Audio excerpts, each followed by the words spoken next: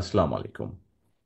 আহ, এখানে যে সকল নেতৃবৃন্দ বক্তব্য রেখেছেন আমার মনে হয় সার্বিকভাবে বাংলাদেশের এই মুহূর্তের রাজনৈতিক যে পরিস্থিতি সামগ্রিকভাবেই খুব সুন্দরভাবে পুরো চিত্রটি ফুটে উঠেছে। আহ, আমি যখন বক্তব্য শুনছিলাম আহ, তখন আমি চিন্তা করছিলাম যে আচ্ছা আজকে কি বলবো। আহ, সেইটি আমি চিন্তা করছিলাম। সম্মানিত উপস্থিতিবৃন্দ, এই যে আজকে আমাদের এখানে 12 দলীয় জোট কর্তৃক আয়োজিত এই ইফতার এবং দোয়া মাহফিল অনুষ্ঠান, এই অনুষ্ঠানটি আমি এখান থেকে যতটুকু ভাবে দেখতে পাচ্ছি, যতটুকু দেখতে পাচ্ছি পুরা ঘরটি, এই অনুষ্ঠানটি খুব সুন্দরভাবে অনুষ্ঠিত হচ্ছে। অর্থাৎ দোয়া বা ইফতার যে অনুষ্ঠানটি সুন্দরভাবে এখন পর্যন্ত আমি যতটুকু দেখছি ক্যামেরার মাধ্যমে সুন্দরভাবে অনুষ্ঠিত হচ্ছে। এখন অনুষ্ঠানটি যে সুন্দরভাবে হচ্ছে, এখানে কি শুধু এহসান যে আছে যে অনুষ্ঠান পরিচালনা করছে তার একার ক্রেডিট? অবশ্যই নয়।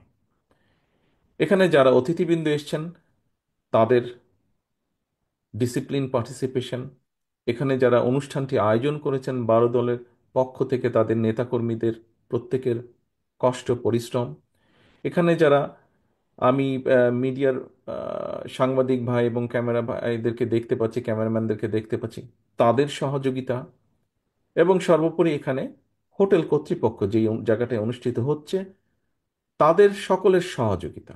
অর্থাৎ দেখুন, অনেকগুলো মানুষের সম্মিলিত সহযোগিতার ফলেই কিন্তু একটি সুন্দর অনুষ্ঠান এখানে অনুষ্ঠিত হচ্ছে। সম্মানিত অতিথিবৃন্দ, আজকে থেকে প্রায় 2 বছরের উপরে, প্রায় 2.5 বছর, যখন এই দেশের ঘাড়ে, এই দেশের মানুষের ঘাড়ে পলাতক স্বৈরাচার, ফ্যাসিবাদ, মাফিয়া যেভাবেই বলি না কেন আমরা, এরা যখন চেপে বসেছিল, সেই সময় কিন্তু আজকে এই ঘরে অনেকগুলো দল আমরা উপস্থিত আছি, যাদের নেতৃবৃন্দ একত্রিত হয়ে আমরা সংস্কার প্রস্তাব তথা আমাদের 31 দফা প্রস্তাব উপস্থাপন করেছিলাম দেশের মানুষের সামনে।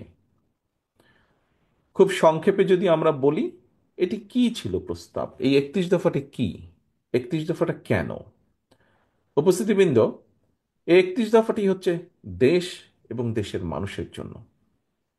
আমরা দেশের বিগত 15-16 বছরে, বিশেষ করে 2008-এর পর থেকে, সেই স্বৈরাচার বা ফ্যাসিবাদ বা মাফিয়া যখন মানুষের কাঁধে চেপে বসল, তখন থেকে আমরা খেয়াল করেছি দেশের প্রতিটি প্রতিষ্ঠানকে, সেটি অর্থনীতি বলি, সেটি আমরা শিক্ষা ব্যবস্থা বলি, সেটি আমরা সমাজ ব্যবস্থা বলি, সেটি প্রশাসন, সেটি সিভিল প্রশাসন হোক, পুলিশ প্রশাসন হোক, যে কোনো ধরনের প্রশাসন হোক, চিকিৎসা ব্যবস্থা, প্রত্যেকটি ক্ষেত্রকে একদম ধ্বংস করে দিয়েছিল।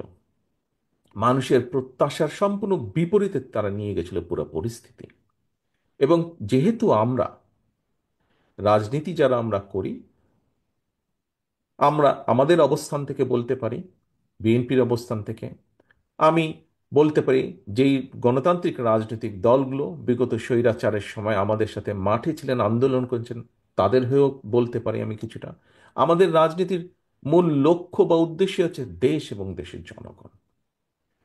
কাজে দেশ এবং দেশের জনগণের এই ক্ষতিগুলো যখন হয়েছে, এই ক্ষতিগুলো অবশ্যই রাজনীতিবিদ বা রাজনৈতিক দলগুলোর সুযোগ আসলে সেখানে পরিবর্তন করতে হবে। এবং এই পরিবর্তনটাকেই আমরা রাষ্ট্র কাঠামোর মেরামত বলেছিলাম সেদিন। কারণ এগুলি রাষ্ট্রের অংশ। উদাহরণস্বরূপ যে কয়টি প্রতিষ্ঠানের কথা বলেছি। প্রিয় উপস্থিতিবৃন্দ, সম্মানিত নেতৃবৃন্দ, আজকে পরিবর্তিত হয়েছে 5ই আগস্টের পরে। জনতার, এই দেশের মানুষের, গণতান্ত্রিকামী মানুষের অভ্যুত্থানের কারণে অবস্থার পরিবর্তন হয়েছে, রাজনৈতিক চিত্রের পরিবর্তন হয়েছে। মানুষ, একজন সাধারণ মানুষ স্বাভাবিকভাবেই দেখতে চায় যে তার প্রিয় মাতৃভূমি পৃথিবীর বুকে মাথা উঁচু করে দাঁড়িয়ে আছে। মাথা উঁচু করে দাঁড়িয়ে থাকার অর্থ এই দেশের শিক্ষা ব্যবস্থা নিয়ে প্রশংসা করে কিছু বলার মতন আছে। এই দেশের চিকিৎসা ব্যবস্থা নিয়ে প্রশংসা করে বলার মতন কিছু আছে। এই দেশের, খুব সংক্ষেপেও সব সহজভাবেও যদি বলি, রাস্তায় নামলে ট্রাফিক যে বিশৃঙ্খলা, এই দেশের ট্রাফিক ব্যবস্থা নিয়ে প্রশংসা করে বলার মতন কিছু আছে।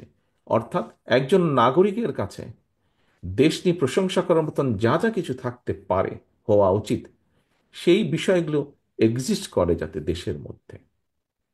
প্রিয় সহকর্মীবৃন্দ, সম্মানিত নেতৃবৃন্দ, আমরা সেই রক্তচক্ষু উপেক্ষা করে, স্বৈরাচারের রক্তচক্ষু উপেক্ষা করে আমরা 2-2.5 বছর আগে সংস্কার প্রস্তাবনা দিয়েছিলাম।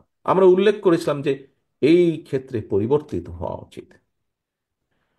দুঃখজনকভাবে আমরা দেখছি একটি পরিস্থিতির উদ্ভব হচ্ছে, সংস্কার এবং নির্বাচনকে মুখোমুখি দাঁড় করানো হচ্ছে। এখানে উপস্থিত আমরা প্রত্যেকেই রাজনীতিবিদ। এখানে একজন বক্তা উল্লেখ করে গিয়েছেন, খুব সম্ভবত বোধহয় মান্না ভাই বলেছেন ওনার বক্তব্যে, যে গণতন্ত্র বলতে একজন সাধারণ মানুষের কাছে কি বোঝা যায়। গণতন্ত্র বলতে একজন সাধারণ মানুষের কাছে এক কথায় নির্বাচন, নিরপেক্ষ নির্ভয় ভোট দেওয়ার যে সিস্টেম, সেটিকেই গণতন্ত্র বলি আমরা। সারা পৃথিবীতে সেটি গণতন্ত্র হিসাবে প্রচলিত বা স্বীকৃত। কিন্তু এই ব্যবস্থাকে সংস্কার এবং নির্বাচন, এটিকে মুখোমুখি করে দেওয়া হচ্ছে। আমি গতকাল একটি কথা বলেছিলাম, আপনাদের অনেকেই সেখানে উপস্থিত ছিলেন। কথাটি হচ্ছে, দেখুন, আমরা সবাই জানি, কেউ কেউ বলছেন যে সংস্কার শেষ হবে তারপরে নির্বাচন হবে। আহ, আমি ব্যক্তিগতভাবে বিশ্বাস করি যে সংস্কার যেটা শেষ হয়ে যায় সেটা তো সংস্কার হতে পারে না। এটা একটা কন্টিনিউয়াস প্রসেস, চলমান প্রক্রিয়া সংস্কার। যদি সে কোনো একটি বিষয় শেষ হয়ে যায়, সেটি সংস্কার নয়। কাজেই সংস্কার শেষ হয় না, সংস্কার চলমান প্রক্রিয়া। আমরা একটি জায়গায় আসব, একটি জিনিসের ভালো কিছু করব, ভালো পরিবর্তন করব, পরবর্তীতে আরো বেটার কিছু করার চেষ্টা করব। আমাদের শিক্ষা ব্যবস্থায় যেই গাফিলতি আছে, যেই ত্রুটিগুলো আছে, সেগুলোকে আমরা সংস্কার করব, পরিবর্তন করব। এবং দিনের সাথে আরো যখন সামনে এগিয়ে যাব, আরো ভালো ব্যবস্থা করব, শিক্ষা ব্যবস্থাকে আরো উন্নত করব। দেশের মানুষের জন্য চিকিৎসা ব্যবস্থা যেটি, সেই চিকিৎসা ব্যবস্থাকে আমরা ভালো করব। পরিবর্তিত পরিস্থিতি সময়ের সাথে যখন আরো এগিয়ে যাবে, সেটিকে আমরা আরো ভালো করার চেষ্টা করব। প্রিয় সম্মানিত উপস্থিতিবৃন্দ, যেই উদাহরণটা আমি প্রথমে দিয়েছিলাম, যে এই যে আজকের অনুষ্ঠানটি, আজকের ইফতার এবং দোয়া মাহফিল বারোদল কর্তৃক আয়োজিত, এটি এখন পর্যন্ত খুব সুন্দর একটি সাকসেসফুল অনুষ্ঠান হয়েছে।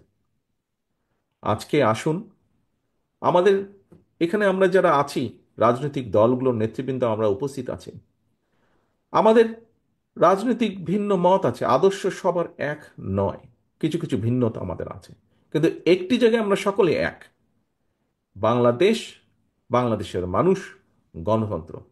এখানে কিন্তু কোনো বিভেদ নেই। বেসিক বিষয়টিতে আমরা সকলে একত্রিত।